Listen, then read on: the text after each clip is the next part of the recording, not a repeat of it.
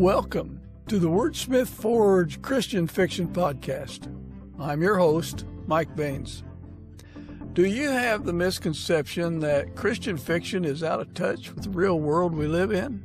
That it's all peaches and cream? Hey, buckle up for this week's episode. But first, let me remind you to subscribe, like, and share this podcast so you won't miss an issue and so other people can enjoy our podcast too. Today, I'm joined by author Kent Wyatt, a retired police officer who brings decades of real-life experience into his Christian thrillers and suspense novels. In this conversation, Kent shares his journey of faith, how his years in law enforcement shaped his storytelling, and why every book he writes is meant to sharpen the reader's walk with God. We'll also talk about the influences of authors like Frank Perotti and C.S. Lewis. We'll talk about his award-winning children's stories and the new speculative novel he and his wife are developing together. It's a mix of action, ministry, humor, and heart. So settle in for an engaging conversation with Kent Wyatt. I'd like to welcome Kent Wyatt to the Wordsmith Forge Christian Fiction Podcast. Kent, would you mind introducing yourself? Well, certainly. My name is Kent Wyatt. I write Christian fiction. I always say that I was born a writer, but I became a police officer. And I think what it was God knew he had to send me on a 30-year life experience journey in order to be able to write what I write. So I write Christian thrillers and suspense, and all of my writing has just a little edge of reality to it, either through advanced technology or either in the area of divine intervention or supernatural, something like that. So cool. Kent, where do you live? I live up in northwestern Arkansas. Oh. Right where kind of the Oklahoma, Missouri, and Kansas and Arkansas come together up here in the Ozarks. We're just in a little small town in this area up here that we enjoy it, and this is where our kids live. That's kind of one of the reasons that we are here for sure. Yeah, that's got to be beautiful up there. I think there's like the highway in the sky or something that goes along a ridge line south of you there. That's beautiful country. We have not, we've been here for like 10 years and we've really not explored that much of all the beauty of it. We're kind of out of that stage in our lives quite a bit. Yeah. So we stay home and do my writing and play with the grandkids and stuff. Now my kids, they go off on their adventures. So yeah. Well, but do you have some place that you like to go when you need to just kind of renew your soul and settle your spirits? Pretty much I can do that here in the house a lot of times, just get out the Word and just sit around and do that. But I do take the dog for a walk around the town here and there you go. Things like that. And a lot of that kind of builds me back up. Taking the grandkids to the park or just bringing them over to play on the little play fort and stuff we have out here, that's probably renews me more than anything else, to be honest. Yeah, I can see that. Mm-hmm. Well, Kent, I've got a couple questions coming up that I just ask everyone, and I think they're interesting to me. What are three of your favorite songs? Okay. Three of my favorite songs. And we don't hold you to these. It's whatever pops in your head must be your favorite, or they wouldn't pop in your head. Right. There are a lot of Christian worship songs that are probably all, my favorite. I like a lot of things that, you know how it is, you put on the spot and they all leave your brain right then. Oh yeah. Yeah. Well, that's fine. What about your three favorite movies? Probably I like a lot of the Kendrick Brothers stuff. I think, one of our favorites is Overcomer. Love that one. And, I like, just some of the old movies that my wife and I watch. We always end up pulling out something like the African Queen or some old movie that when we want to remember kind of when movies were still clean enough you could watch them. So yeah. That's there's a lot of stuff that but yeah, that I really enjoy that one. I've enjoyed the War Room. Obviously, since I'm a police officer, Courageous really resonated with me. All the Kindred Brothers movies and things like that. We've been we don't go to a lot of movies anymore, but we have a lot of them. Through the years, I've edited a lot of movies for the kids and things Oh, like that. yeah. So we have a whole big backlog of edited movies that we still pull out and watch sometimes when we want to Yeah, that's still watch them. interesting. So Baby's Day Out is one of our funnest favorites and things like that. So some of the family things you can sit around with the little grandkids and watch. Yeah. Well, if you don't mind, tell us a little bit about your walk with Christ. I started out in a Christian home. I was born in a rural area out in the middle of nowhere, right on the line in Kansas, Nebraska, Colorado area. You could we lived in Kansas, but you could throw a rock over in Nebraska. We were out on the border. And so and back in that area it's the Bible Belt up in there and real heavily. And so I grew up as a Christian in that Christian home, but realized later in my life that I was just kind of playing a game with God, that I grew up that way, but it really didn't have a hold on me. I didn't know really the Lord in any personal way. And so I spent some years right after high school going away from the Lord and just leaving him behind for a while and exploring my own desires and things of that nature. And then he started wooing me back. And as I started feeling that tug, I started looking for him and not even really knowing what I was looking for still at the time. But eventually I know there was one place that was pivotal in my life, and that was when an individual, I'd kind of like said, walked away at that time, and he said, well, you ought to leave some room for religion in your life. And I said, well, I'm not very religious. And because at that time I wasn't. And he told me, he says, well, you don't want to be religious to a fault. Yeah. And somehow the Lord reached in and just poked me right in the middle with that statement. And everything came rushing back into me from all the things I'd learned in childhood and everything like that. And amazing. It just was, in my soul, I felt, if you're not religious to a fault, it's not real. And if it's not real, it's not worth it. And so I really began to seek out what was real. I just told God, if you're real, I'm going to find you. And he found me again. Wow. Yeah, that's a great story. A great testimony. It's hard in police work because it's, there's always said you see all the sin, but have to not partake and all those things. But it's something that if you don't have the Lord, I don't know how it doesn't corrupt you. And in ways of the heart as much in the ways of sin, just in cynicism and just that darkness of your soul that comes from just seeing the raw side of humanity. Yeah. And that with the Lord, that it's a great mission field. And I've had since I turned my life back around and gave it over to him, I've had some great conversations with people that were in the back seat of my car, locked in in the cell back there as a captive audience. And we've had some good conversations. And I've had gang members tell me that if it wasn't for you, I'd be dead now. And, and people come back to me later saying, that talk we had changed my life. And so that's been worth it all. Oh, yeah. That's so powerful. Yeah. I can just imagine, you turn and speak through the cage and say, so where do you think you're headed in life? Lots of different openers. Yeah. Oh, yeah. Yeah. And they provide you the variety based on their particular crime or misdemeanor, whatever. Yeah. And, I always kind of use this is if they decide to talk about the Lord, whether it's in vain or not, then that opens the conversation. Yeah.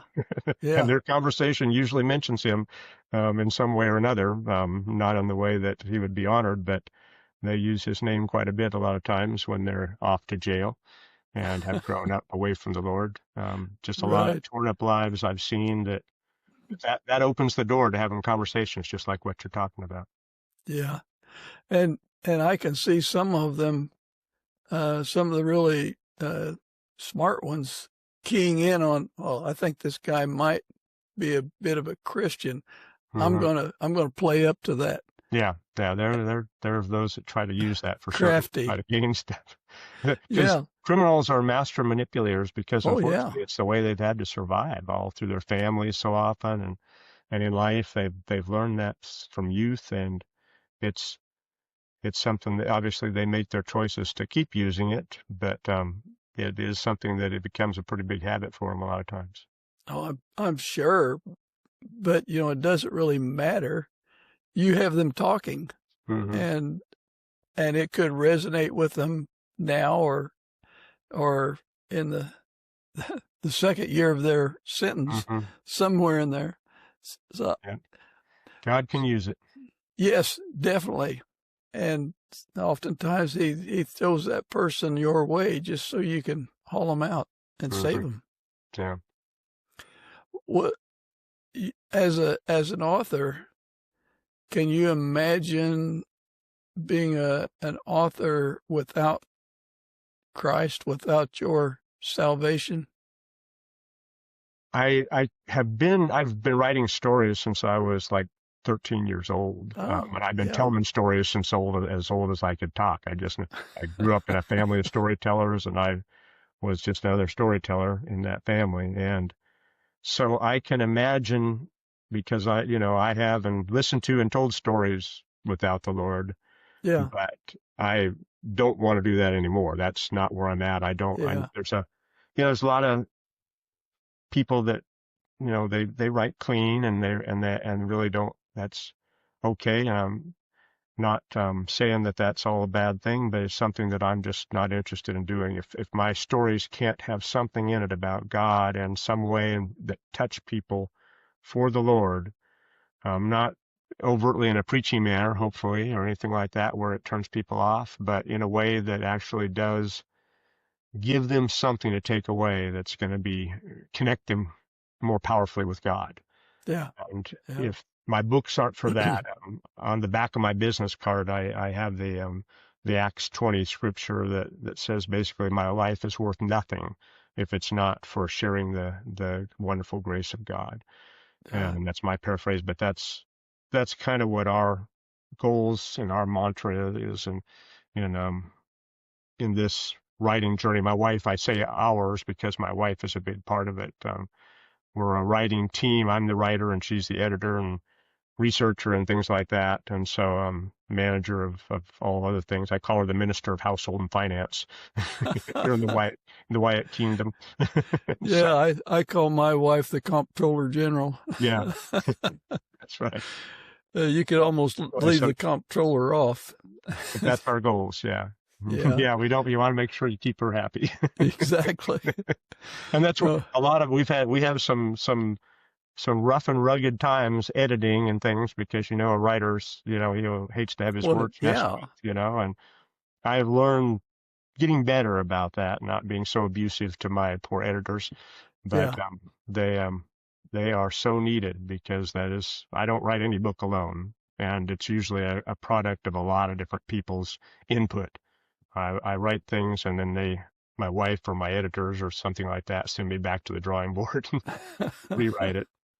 As they say, there's no good writing, only rewriting. So. Oh, yeah. One of the other authors that I interviewed said that he was writing stories before he could read, and much of his early works were misunderstood. Yeah. Yeah, there's a lot of things I don't even remember doing, but I've had other kids come to me and say, "Oh, I remember you always were telling us stories and things like that." So, and that That's okay. I like that. I'm willing to take that, Sure. even if I can't remember some of it when I do. Well, what genre do you write, Kent? We write obviously Christian thrillers and suspense. Right now, I'm working on a speculative though that's got a little bit of it's a dual world portal fantasy. So we have tried to touch on a lot of different things. We also write kids books of all different ages, and we just were excited that we had a couple of our kids books win first place in American Christian Fiction Writers Kidlit contest, and so that was really made us happy. And we're trying to get those put together to maybe get out to some of the kids and things. Yeah. What was the name of that the award? It's American Christian Fiction Writers. They call it the ACFW. Yeah. And there's they have a kids literature chapter. Kidlit is what they call it. The Kingdom, and they call it the Kingdom Kidlit contest. And so we've been blessed. The Lord has had us do a good showing in a few contests and things like that to try to help. Contests are pretty subjective, to the people who are judging them and things like that. So Lord's tried to help me keep me from getting too big of a head about that. Just realize it's just where he was able to let us have some of that to help maybe market the books a little bit to keep them out. Because our goal was reach. We wanted to have more people reached by the books. So. Well, exactly. You're writing for people, so you want people to see them. You want people to read them and be blessed by it. Yeah. Is there any particular biblical truth or passage that anchors your more recent work?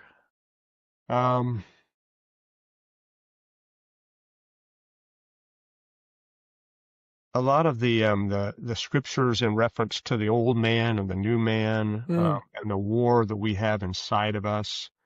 That's something that our last book that we just published, Not Immune, I tried to explore that in a big way. And all my books kind of have an overarching Christian theme. Obviously, they're about cops or in action and a lot of that fast-paced. But in the middle of that, there's some, and usually I try to do it in an unusual way, a way that's not, you don't expect it coming that direction.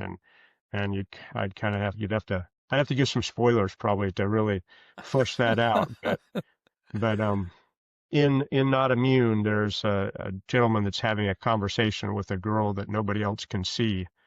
And where that takes him and what that ends up being is kind of the mystery of it. And I think that it's a little different angle on that, the two voices that we have in our head, of one for good and one for evil. And depending on what we listen to and make a habit to listen to, it makes a difference in our life. So yeah, words mean things, and we tell ourselves things that we then believe because we told ourselves. So we have to be careful what words we use and what we tell ourselves. And lately, I think thanks to our pastor, I've been focusing on when people say "I feel" as opposed to "I know." And if it's "I feel," it's from inward coming out. "I know," it's because you have something solid coming in, such as the Bible. Right. So I feel this is what Jesus would do, opposed to "I know what Jesus would do." Right. Well, Kent, many of our listeners are looking for books that reach boys, men, or entire families. One of the main reason I started this podcast was because a single mom was asking for books with biblical principles that she could have her son read because he had no male influences. And do you feel your books would connect with people in that way? I think that they would. I've had, teenage girls read my book and like them. So they're clean enough that kids can read them. We make sure that they're squeaky clean. They do have some grit in them. We like to say we let people walk in a gritty, exciting world without feeling dirty. So I like and that. and so that's the kind of the place that we are. But they are a little bit more action oriented and more. They do have some romance in them, and so the ladies aren't left behind in some of that. But they are a little bit more fast paced and a lot of fighting and drama in the suspense elements and the thriller elements and things like that. So I think that they're a little more geared toward maybe the male mind in a lot of ways because I'm the one writing them. and Obviously. the cop comes out in a lot of things. There's in all my books there's something in there probably that I got from my police experience and somewhere. And so I find that the men do like my books, and so I've had a lot of people tell me that they would buy them for the men in their lives too. So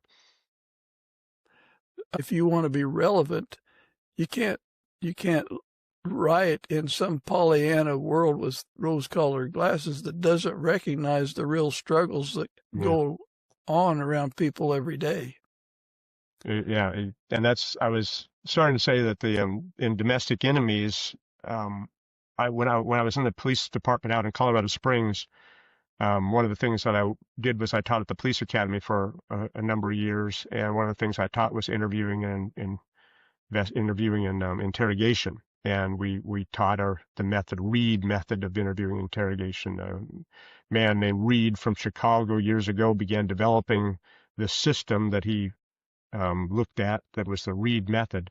And so in that book, I have a part of that in there when the officers in interrogating in a kind of a dynamic environment where they're fleeing a mad mob and trying to escape and finding some hiding places and different things. And he's dragging the suspect along with him. And during that time, he kind of gets a hint that there's something more that the suspect has to say that he's not telling. And so it really becomes a pivotal part of the book that you reveal something that was unknown but foretold in the beginning. But he uses his interrogation methods in order to get that out of the individual. So those are some of just one example of things that where my past comes out in the end of my pen. So. Yeah. And a writer with no police or detective experience could interview a policeman or a detective and ask the best questions they could, and the person interviewing could answer back the best they could, but it's not a substitute for someone that did it. I think of Michael Swiger, episode 19, I believe, spent 18 years in prison. He writes authentic prison stuff. Yeah. Because he lived it. An amazing man. Yeah. And obviously there's a lot of that in order to keep it family friendly, there's some things that just aren't able to translate into books. Or I've got a lot of stories that I don't tell very often just because I told them when I didn't have a worry about the type of stuff I was putting out, but I don't tell them now because it's just the subject matter is just a little too nasty for family friendly talk. But I usually find a way to clean up most of it in order to put it in our books and things like that. That if there's a place to put it, that we'll use it. But there's certainly things that our books try to avoid the rough and ragged. We don't have any profanity. We don't have sex and stuff like that in our books, or anything of that nature where there's something somebody has to worry about. Like I said, we want this to be able to, somebody can give this to their teenager and read them, even though they'd want to use some discretion about where the teenager is in their development in their lives and stuff to know about some of the topics, because some of them are pretty intense. We all have a good imagination. And so you can refer to something without being explicit. Yeah. And depending on the reader's experiences, they will amp it up to match it. Mm-hmm. That's my belief. And there's that in our books. Yeah, certainly. Yeah. Well, Do you hope that your books sharpens the faith of the reader? Absolutely. Like I said, that is the reason why we're doing it more than anything else. Great. Yeah. So we want them to come away with something that leaves them thinking about where their life is and either strengthens them in some things that they already have in their life, or maybe quickens them to see what's missing. And so those are some of the things that we want to see in our books. So do you see your writing as a ministry, a mission? How do you see that? No, absolutely. Like I said, that's if it can't be that, then we're not doing it. I mean, that's what we want our writing to be overall. We want it to be exciting so people come in and read it. And so far people are telling us, that they really do enjoy it. And that's a really strong part of it. It needs to be that to get people there to the table to look at some of these things. And like I said, I try to bend things a little different way to try to have people look at them through different eyes, maybe of a character that may be just completely unthought of in that way before, or some way that a situation that maybe brings people to a realization of things that maybe couldn't really have been thought of in a different way. But we try to turn things on their heads a little bit in some of these so that it'll shake people up and they'll see it from a different angle, and maybe that helps them kind of come to some right conclusions sometimes. But like I said, in a way that it fits in well with the story. Yeah. So. Yeah, great. Was there a Christian author that helped shape you, do you believe? Oh, absolutely. That was a turning point in my life. As I said, I was writing stories for a long time, and I grew up on science fiction. That's one of the reasons I'm kind of working on the speculative right now, is I grew up back in the big days of science fiction and fantasy and things, and that's what I read a lot of.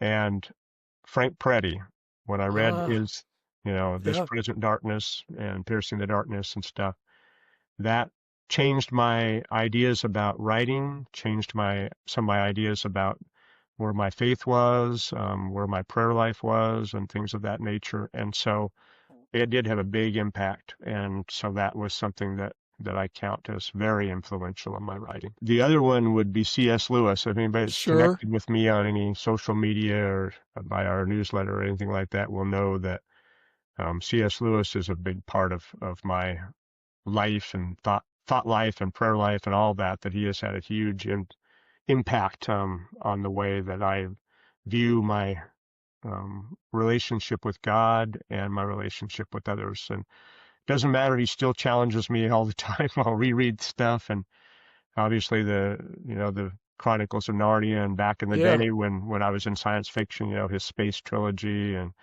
all of his other books with the Screwtape Letters and stuff, just so good, and all of his nonfiction. One of the things in the Seeing Beyond story that there's grief for some really a lot about grief in there, trauma that she's been through, going through some really, and she meets a character that walks her through some of this and uses some, and the kind of the idea for that character and the way he interacts with her and things came from C.S. Lewis's I had it behind me on the bookshelf and it's left my mind here. But anyway, it was a book that he wrote about his grief when he lost Joy, and the whole Joy, his wife that he had, and she died at young and after a very short time of them being together, and that whole a grief observed. There we go, a grief observed. That was it. And so anyway, that was something that I used to pattern that character's interaction with her and the way the place that he came from, that and how he dealt with grief. And so I think made that book so much richer, being able to bring that in and make a character that kind of spoke Lewis's words in a different way. We try to put a lot of humors in our story too, because it's just you got to have some of that to lighten the mood in all areas of your life, and if you can approach it with some humor, you can get through a lot of stuff. You sure can, and as the older we get, the more humor we need. Yeah. Or the ability to laugh at things like, how did my keys get in the refrigerator? Yeah. Cops are big on that. It's one of the things that we everything is funny, Yeah. no matter how dark it is, it's funny. Yeah. We have to find something funny about it, or it would drive you crazy. So certainly, yeah, you've got to debrief some way, because you can't hold on to all the nastiness that's around us. Yeah.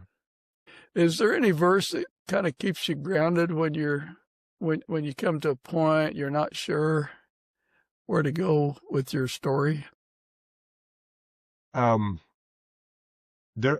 lot of it depends on what I'm writing at the time, but yeah, I kind of have an interesting writing method in a lot of areas. When I try to write my characters into the most difficult situations, and I'll write them into the place where there's absolutely no way out.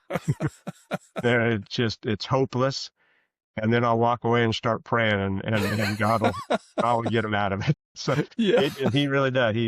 I just start praying, Lord, I'm just like my character. I'm sunk. I'm stuck. And so I need some help here, and give that a little time, and pretty soon he'll start.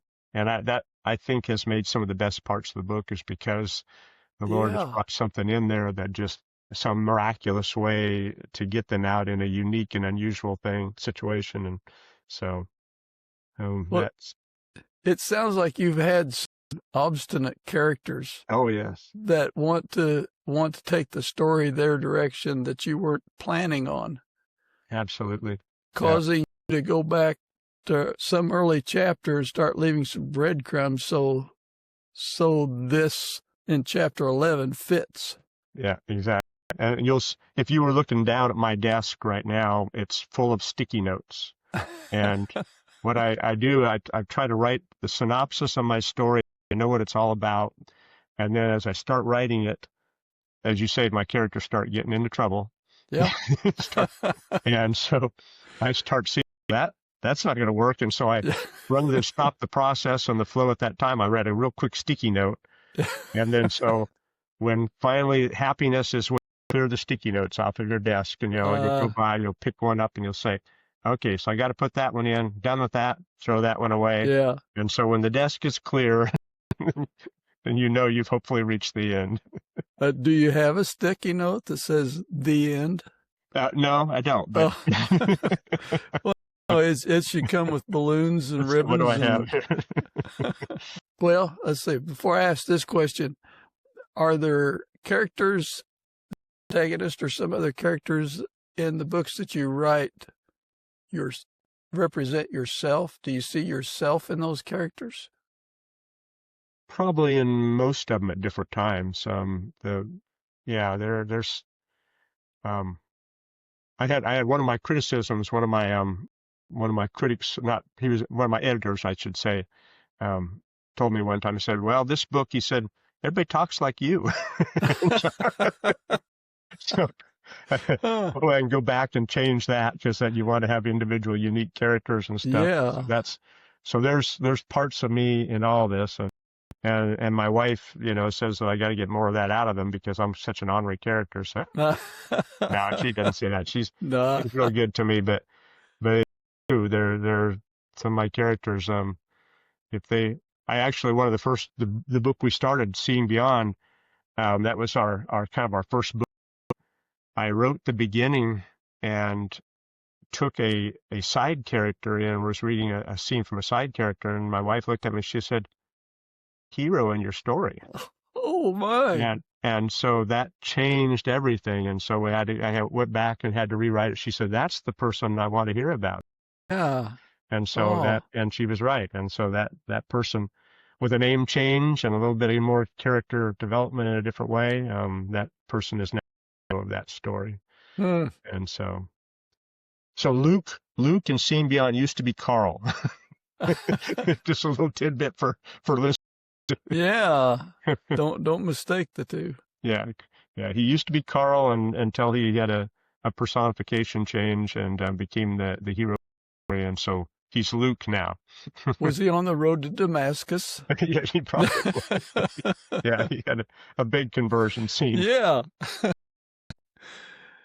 Is there a lesson you feel like God has presented to you? I hate to say taught you, because you're an educated man and well taught, I'm sure, but has God taught you something through your writing life? Oh, so many things. Probably one of the biggest things is stop trying to do things without your friends and relatives and editor case. Stop trying to do things alone. Yeah. And that's a big problem for me because I've always been kind of a lone wolf. I was the cop out and kind of work on some investigation on my own and stuff like that, but I was always big on calling it physically. Yeah. But, I was always off working on something that I had developed in my mind, some case that something didn't work out right, and I thought maybe I could get a solving at this. But the other thing is to stop trying to do it without him.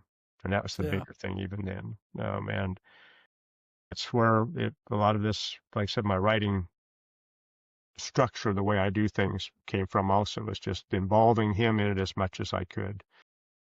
And that means all the time, but as much as my humanness can get him in there. And not, he's in those action scenes too. I mean, he's helping write that, bringing things back to memory. Yeah. And, informing me of the humanity of people and how people deal with different things, and helping me flesh those out just as much as he is in the scenes where their characters are talking about him. So, yeah. Well, I'm sure you're aware that you talk to even a believer, and you say, hey, a Christian fiction book just came out that I really enjoyed. And they're thinking, Christian fiction. Is that something that I could get excited about? Because it sounds like a little milquetoast, just not too adventurous. So do you have one or two sentences that might convince a skeptical man to one of your books and be converted? Well, converted to Christian fiction? Yeah, let's do that. We'll work on the rest of the man later. When you're dealing with secular fiction, not to take anything abilities and things like that, but you're missing part of the world, because this world and ourselves is more than just what we can see, and all of us intuitively know that. When it comes down to it, when everything, like when cops come down to it and they're facing the fire and everything like that, there's no atheists in foxholes and things like that. But it's something that this is real. Christian fiction is real because another component that often is lacking in secular fiction, because secular fiction is a very materialistic oftentimes. You'll see them, they skirt, they dance around, and some have maybe a little element where something comes in here and there that lets you recognize that even they realize there's more. And so Christian fiction brings in that other dynamic, that there is more, and this is will help bring it in. And like I said, that I try to bring God into the process so that God will be in the books as well. Yeah. And that's something, if we neglect that part of us, we are not whole people. And if we neglect that part of a story of anybody's life, that's not the whole. Well, you have a work in progress, do you not? I do. That's our speculative that we're working on. So. Aha. What inspired you to write that story? Well,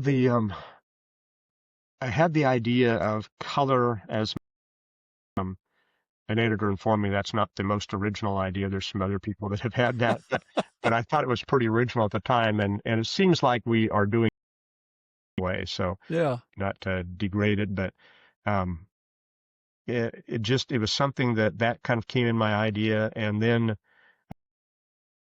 who is able to see things that other people can't see, that is able to see the outside of the normal spectrum. He can see far more Oh, yeah. more light energy, and that allows him to connect with things and manipulate things, take himself and go, because he can look and see the color signature in all things. He can see a group of trees has a certain signature, a gaggle of people has a certain to connect with that. It gives him some control over that and able to defend this world that he is charged with defending, but gone wrong. And so the kind of the scriptural or the spiritual part of this story is the two realms, basically, and how they interconnect. And in a way, it's a little bit of a mirror between we have the realm that we see, and then the realm where things are existing outside of that in heavenly realms where there's another battle there. So that is part of that story.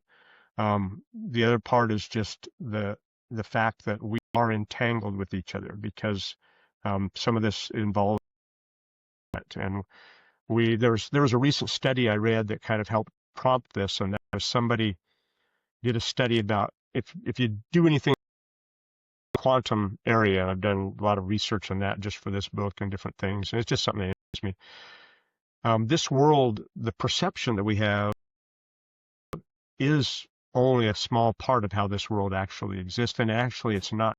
When you start looking into quantum mechanics and realize that the way we think the world works is not really the way it works. And so the study showed that quantum entanglement may relationships, and that people, when you have two people that just seem to click and just fit together, perhaps there is some way in which they are quantumly entangled, molecular makeup in there, and a subatomic makeup in reality is what it will be.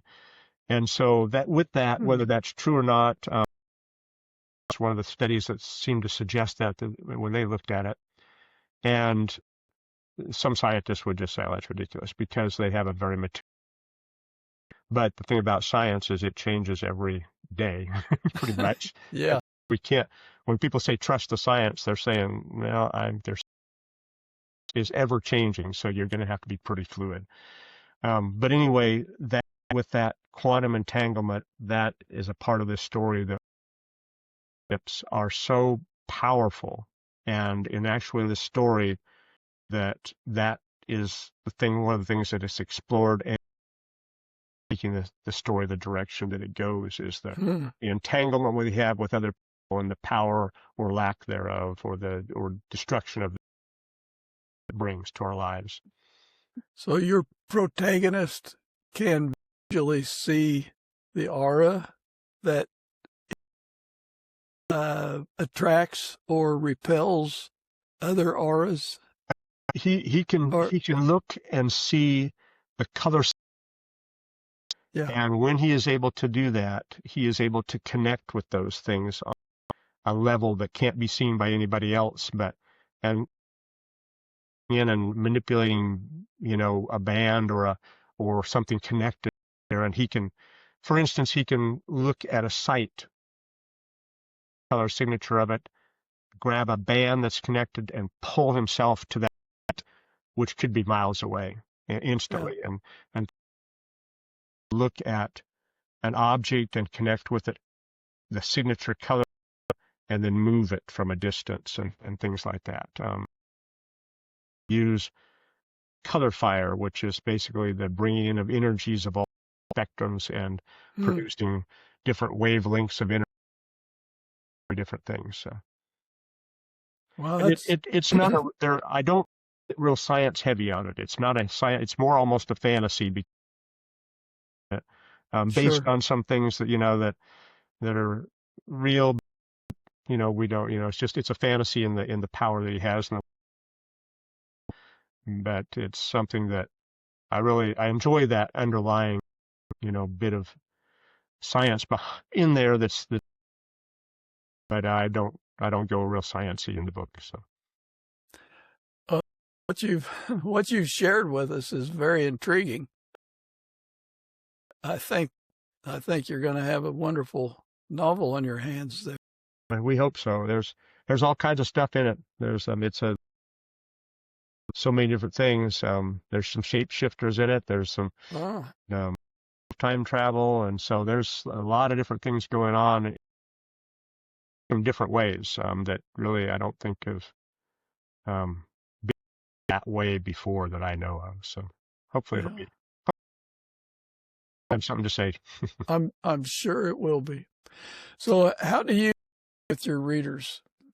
I'm on this, but we have a newsletter, and my wife is actually taking that to try to get it to expand it a little, because I'm doing all the time. It's something I've been about, and I feel really bad about that. I have faithful fans who have signed up for my newsletter and haven't gotten as much probably as they should have gotten. So my wife is going to try to help out with that, working a little more together, because she's very excellent at organizing things and stuff, and so I want to tap into that resource. And so one of the things that we want to do is we want to present one of the little stories that won a first place in the American Christian fiction grade fiction, or our chapter book fiction, I should say, called Who's Watching, which is this really, most people say it's about this kid that lives with his quirky, or goes to see his quirky grandma. He's always getting into some kind of mischief, and he has out of mischief, and he relies on prayer, his back miraculously never-ending emergency gear, and Sony, who also is there. And so all that group, a lot of different adventures, and it is dark in which that we learn more and more about why Grandma is the way she is.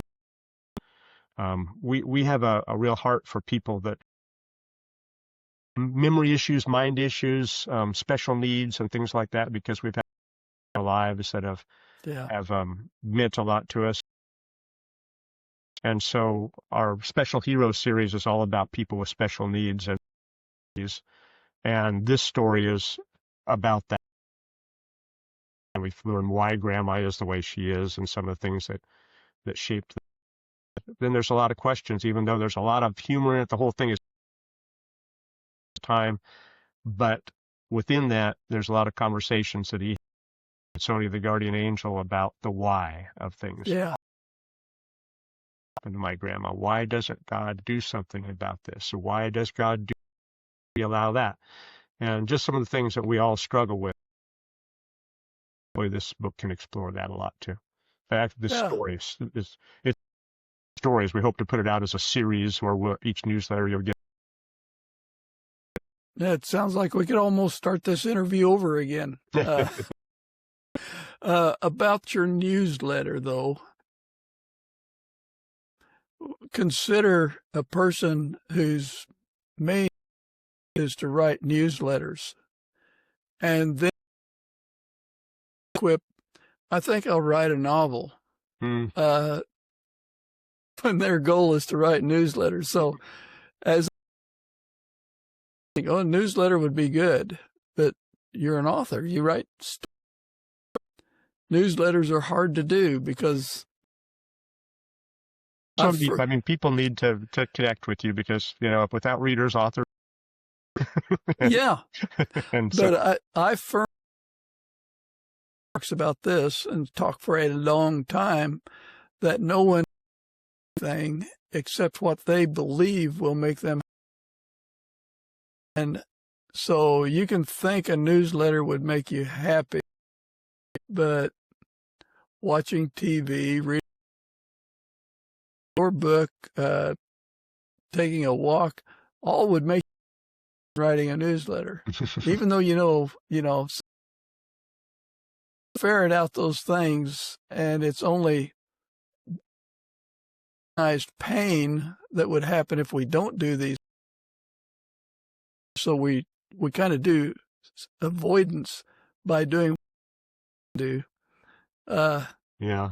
Anyway, about that, You're absolutely right.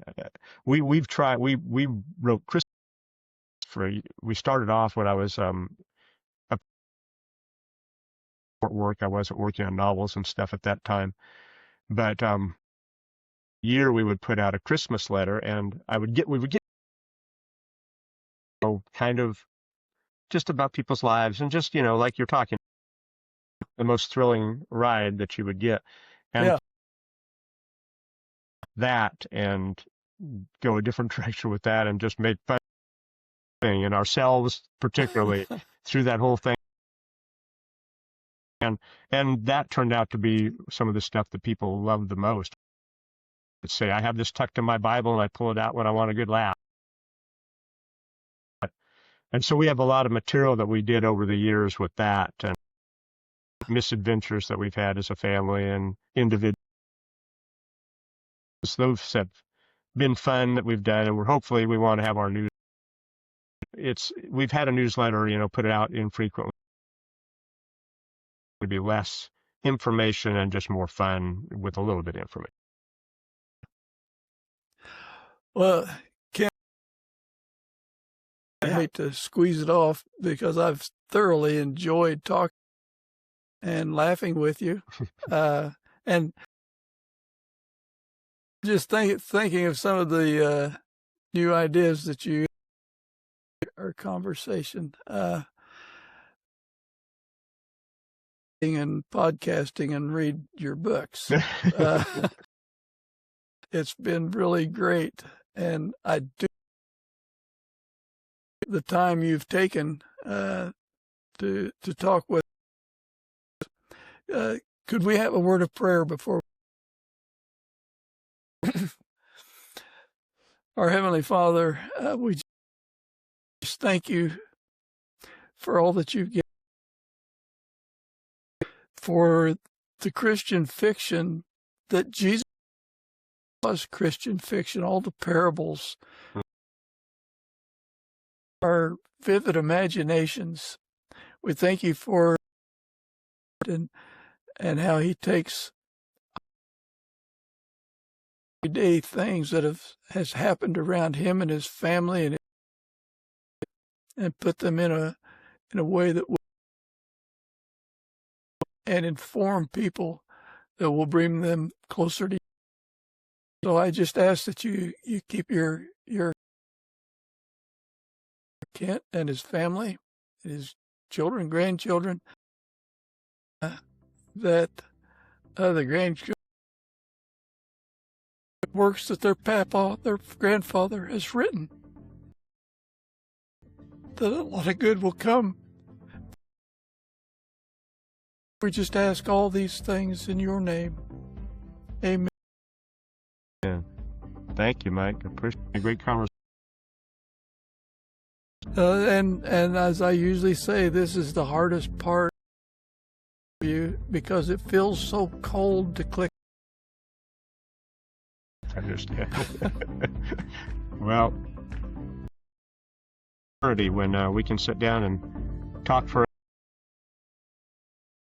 Exactly, and all strings the will become apparent, and we can revel in it. Forward to that, sir. Have a great forward to your next book. Well, thank you, Mike. Take care. Okay, bye-bye. Bye. Phew. Well, with Kent Wyatt, a man whose story, suspense, and scripture, and whose ultimate towards Christ. I hope you're intrigued by his writing journey. If you enjoyed today, to subscribe to the Wordsmith Forge. Won't miss future conversations. Share this episode. Loves a good story of faith and courage. review. It helps listeners discover these authors. Till next time, may God's word imagination be stirred by His truth. And this is Mike Baines